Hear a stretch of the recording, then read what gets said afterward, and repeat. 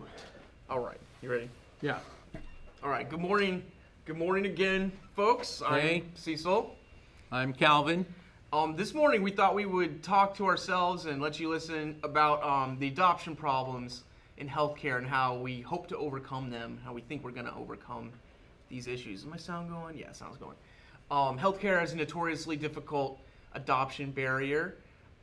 Like everything, you need to get people to use it before everyone starts using it. Yeah. But I don't know if people appreciate how difficult and maybe different this issue is within the healthcare industry. So Yeah. maybe you could give us a baseline about all that stuff. Particularly healthcare information. The history is full of good healthcare IT technologies that have failed, not because they weren't good, but because they didn't get adopted. Right. Come up with a good idea of how you could solve a lot of problems in healthcare if just everyone adopted this thing. And getting everyone to adopt the thing has never really worked well. So perhaps the most a good example is Google Health. So Google Health was a good thing. It was a personal health record. And I'm a proponent of personal health records. I helped pioneer it in the 90s. We need personal health records. And Google Health in 2008 launched as a personal health record and was shut down in 2011. Okay, that's a classical story. And if anyone could do it. Yeah, so it clearly wasn't a technology problem.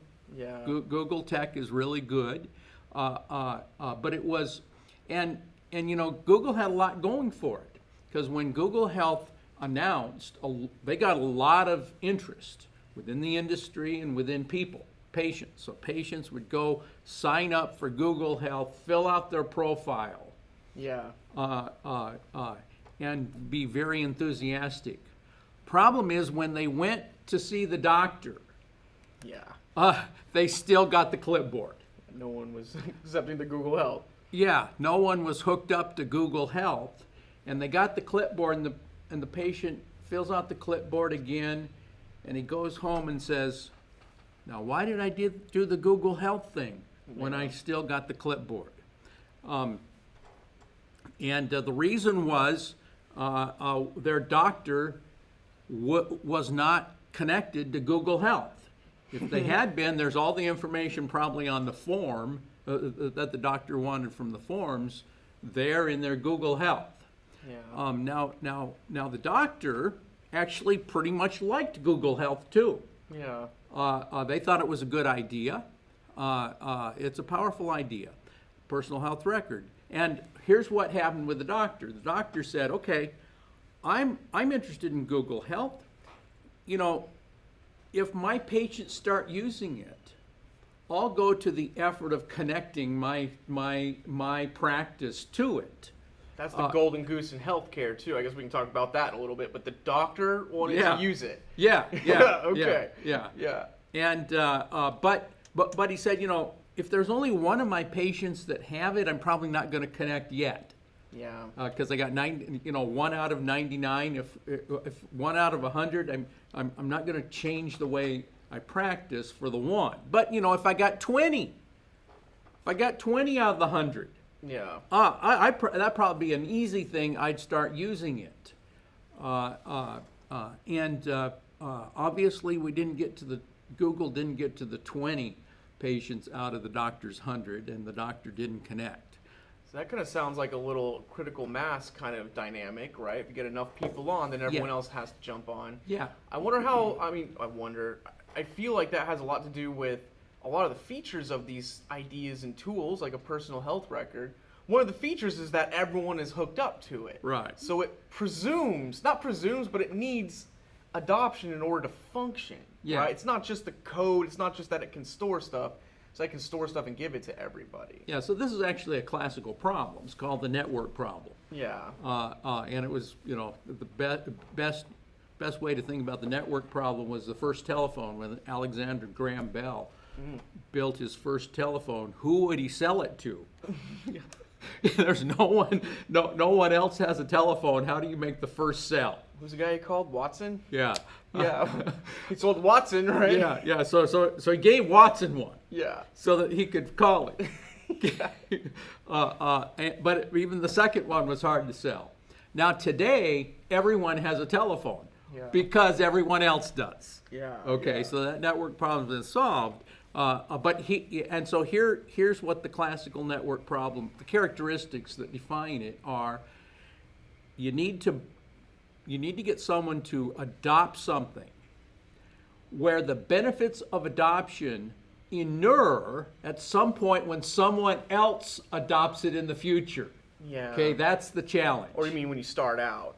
Yeah. So that reminds me a lot of it's almost classic now. I'm old enough that I remember everyone was on MySpace. Yeah, right? there was. Everyone was It on was. MySpace. It was.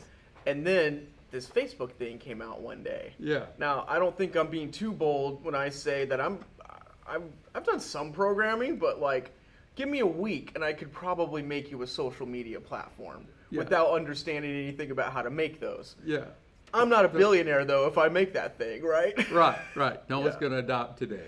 Yeah, because it's all about where the people are, maybe. Right. Yeah. Right. So obviously, we have with Universal Patient Index the classical network problem. So people should be asking, why do you think you can get this adopted? Yeah, yeah. And so I've spent probably, half of my brain time on this project working on that problem because I don't want to be another Google Health. Yeah. A good idea that doesn't get adopted. And so we have built this in a different way, such that we can avoid or at least get through the network problem. Do you want to maybe elucidate a couple of the particular barriers in healthcare to network adoption? Like you kind of alluded to a doctor before. Yeah, I don't know doctors if are the people key. even in healthcare understand that. Why are doctors the key to adoption? Yeah. Well, I mean, I would just tell the doctor, hey, you're using this tool now, right? Yeah. Well, doctors are actually fairly tech savvy. Yeah. And they kind of like gadgets, typically. Yeah. What's the problem? But the problem is,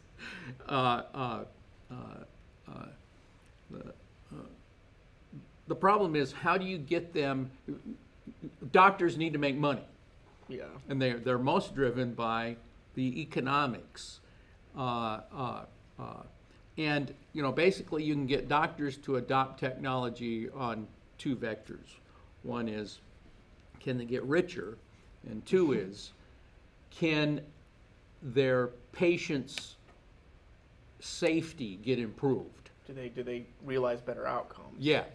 Those are the two vectors that can influence doctors. Yeah. And obviously, you can make a case for personal health record that it's good for the patient, but the get richer is not as obvious to a doctor when you bring them a personal health record. Why would I use that? And when only 2% of my patients have that. Yeah. We never got them past that barrier. So the headache of more the classical headache of like adoption, like we talk about money. Yeah, it's an adoption. Am I going to spend a week in training? Am I going to buy this thing? Am I going to put it in my system? Yeah, and I might not even have control over. Yeah, and I would also tell you he's got this problem in that there might be 5 personal health records in the marketplace. Yeah. And 3 of them maybe his patients Kind of on them. are using. Yeah. So which of those does he hook up to? Does he Yeah. try to hook up to all 3? Not very likely that's going to be viable. And so he kind of sits and waits. And Yeah. the healthcare industry is a wait and see kind of industry. Yeah, it's true. Particularly conservative because they have Right. patient safety to worry about. Right. I wonder how much, or I know how much that really affects that dynamic because, like, let's take it from a doctor's office to a hospital, right? I think it's very clear to like an administrator of a hospital or a chain of hospitals, if you're HCA, it's pretty clear to the CEO that something like a personal health record is going to improve outcomes. It's going to improve their image, and it's going to help their patients. It's going to build a brand. It's going to do all that stuff. So, very good answer to an executive of a healthcare company to do a personal health record. Maybe so clear that they all have gone out and sought one out. They have. And now they each have a different one. Right. That's right? Now they're buddy-buddy with whatever company that they've picked. Yeah. And you never really reach that critical mass. Right. Because what you really need is it to be adopted in multiple institutions. Yeah. So who can be the first institution, Yeah. So all those problems are well understood. We understand them very, very well. I say we understand those problems very well. Yeah. Been a student of this for at least 20 years. And so the Universal Patient Index is designed to get through the critical mass problem. And the reason it is, or how we do that, is we drive adoption through the patients, not through the enterprises. Okay? Yeah, we target the patients. If the patients start using this thing. We create a value proposition to the patient that if they start using this, they inure some value. Now, that's good, but it needs one more piece, and that is they need to be able to realize that value any place they go. Yeah. Without that place already having adopted it. That's the key. Yeah. So, because if I create a value proposition that says to a patient, if you start using this thing, there's 3 doctors in this town that you can get this value from because they've adopted it, Yeah. and none of those 3 doctors are their doctors. Right. You're dead. Yeah. Because they're going to go. You can't expect them to change doctors to use your value. I think that's an important part that some people miss sometimes, and it's like something like a personal health record, right? Yeah. It'd be a great feature. It would definitely improve outcomes, probably more than the patient would even realize. But you're not going to switch doctors because of that. Right. It's actually not very top of mind. It's not Right. very important to them. Right. As much as it is to the doctor or the healthcare provider, Right. who then try to shove it down their throat and say, "Get on our patient portal. It's going Right. to make everything better." Right. Yeah. So this key thing is, can you create enough value to the patient to hold this thing and to start using it, that can be realized every place they go? Yeah. If you can do that, then we can drive patient demand. Right. We can drive patient demand, and patients start using this everywhere they go. At some point, the doctor's going to notice, hey, I got 20% of my patients using this thing. Wouldn't it be great for me to hook up to it?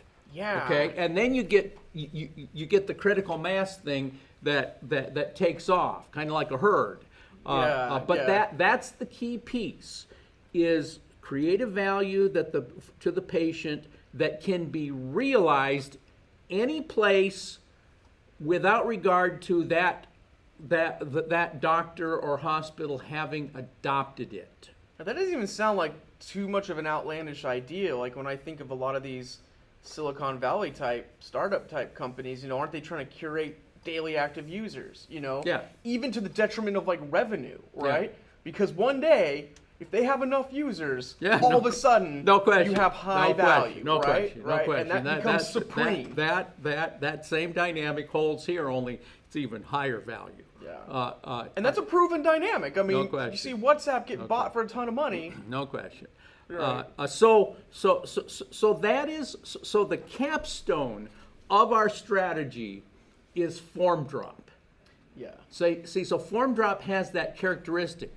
Form drop has high value to patients. They like the form drop. They get to fill out their forms. Yeah. When they do, and they can fill out the forms every place. Yeah, I think we need to talk That's about the point. that. That's the 'cause point. I feel like we're beating around a little bush here, but can I name it? Yeah. Form drop does not need adoption. Yes. And in fact, we think that's really interesting with form drop because all our competitors, which would be the big dog EHRs and stuff, electronic health record companies, they do require adoption for the same functionality. Right. Right? Form drop, it would blow their minds to say, we can fill out forms. Now, the way everyone else is trying to electronically fill out your form is to sell it and get critical mass, right? Our idea, it's magic. Our software does not require implementation in the back end at a doctor's office. Right. From a very simple insight. We already have infrastructure for that, like a fax machine or Right. an email. So let's use the pre-existing infrastructure. Right. So we'd have no implementation. Also, form drop would work the first time for the first patient, right? Yes. Not also, it's the same thing, right? Yes. So we have no. So if I was the only one ever using form drop, You would get I would value. get the same value as if the whole world was using form Exactly. drop To the patient. to the patient. gets that Yeah, to value. me, right? Yeah. And so, so our idea is to build the adoption strategy for the Universal Patient Index, which can't really do that. We cannot really implement a UPI without getting adoption from the industry, right? Oh, we can. I will show. Well, we can, but We'll probe into that. Maybe not exactly like you think, but we can do that. But the point is, when we're doing form drop is indexing the UPI. yeah, Every time we fill out a form, we are putting additional indexes in the UPI, so the UPI is growing. yeah, And as such, creates potential value for hospitals to start using it. So it's Okay? basically like we are already using the UPI when Right. patients use form drop. Right. So if we get 20% of patients to use form drop, We're it's over. Yeah. we own the healthcare market. Yeah. And that's why the addressable market for form drop is so massive. Over 700 million clipboards a year. Yeah. Okay, Yeah. even though it's less than it used to be, 700 million clipboards a year is enough to get us to critical mass on the UPI. Right. Okay. Yeah. Okay. So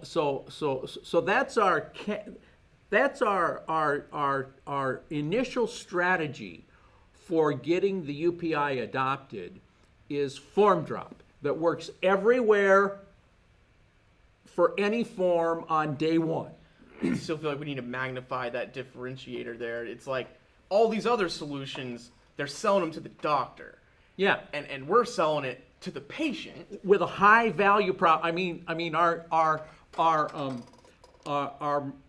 research on patient demand for the form drop is, suggests. Someone didn't mute their phone. Yeah. Push that side thing. The patient demand for form drop is in the range of 80% of patients Yeah. express a positive intent to use it. So it quickly gets their interest. Yeah. And so that's the way to get UPI initially adopted. Now there are other ways beyond that support it. Before we go on to that, can we say also so that was Google's strategy too. Let's market to patients. Let's give users something Yeah. they want. Yeah. However, a big difference is Google Health does not work until the doctors have adopted it. Right. So the problem was when the patient came back, when the patient filled out Google Health and they went to the doctor, they still got the clipboard. Yeah. If Google Health had form drop, And Google, you can definitely use form drop to do your health thing. Google Health would have succeeded. If it just worked. If it just worked when you walked in. Got to work when you walk in. It seems like magic, but it seems like With- stupid. with- It should just work, right? And the point is, when you walk in with form drop, even if the doctor has never seen or heard of Form Drop before, it works. Yeah. Even if they don't want you to use Form Drop, it works. But they're going to like it. Yeah, yeah. There's nothing there in Form Drop that the doctor's not going to like. And we love how Form Drop gives them a feature that they've always wanted, like a customer service feature. Right. People don't like filling out clipboards. Right. Lots of EHRs trying to solve that problem, but run into the same issues where now we can give doctors the ability to give their patients the ability to not fill out that clipboard. Yeah. But beyond Form Drop, why we have several other, I call them orthogonal demand vectors. It means that they create demand from other directions. Or they build that critical mass from other directions. Yeah. So we have indexing healthcare by patients walking around and presenting at points of care. That's a way to get the UPI adopted. We have indexing healthcare by doing our consumer blood testing process. That's a big interesting one. We have indexing healthcare by health exchange transactions. Right. We have a bunch of these that are different than Form Drop, but have the same effect in that they create value without actual adoption of UPI by enterprises. Right. Yeah, you can get value. They're useful before the UPI is universally adopted by everybody else. Building the case, building the critical mass for that adoption. They're useful and they create value without the enterprise that gets the value actually adopting it. Right. When they adopt it, they get more value. Yeah. Okay? Yeah. And so this has a chance. So we can basically market to consumers UPI stuff like Form Drop and create the adoption path for UPI. So it sounds very similar. It's a standardization kind of strategy. A big one for that. Blu-rays and HD DVDs, right? Yeah. It's a well-known case that Sony sold PlayStations at a loss for a long time because they were putting a Blu-ray player in everybody's house. Yeah. And now I haven't seen those HD DVDs in a long time. Same product, get the same feature. Yeah. High definition discs. Yeah. Well, now no one uses Blu-ray either. Right. But makes you wonder why they're giving out all those little Google Mini homes for free. It's a meme. If you pay for one, you're stupid. Yeah. But the same way, all of a sudden it becomes standard, and owning that standard is maybe even more valuable than selling those PlayStations. Big time. I mean, you can't. The value of connecting up healthcare in the way a UPI would help is almost inestimable. It's off the chart value. And I feel like in a certain way, in a critical way, we flip that problem over of healthcare being conservative. If healthcare is being conservative, they're in a wait and see mentality. So that's going to put up significant barriers to anyone who's trying to sell a solution to a healthcare person. No so question. wait and see. It's a wait and see. All of a sudden that wait and see becomes an advantage to us because they're going to see everyone's already hooked up. Right. If we have a turnkey adopted network, then that becomes very attractive. Exactly. All right. Thank you so much. I think our buddy's about to walk in the door. Yep. So Good. Perfect timing. Look at that.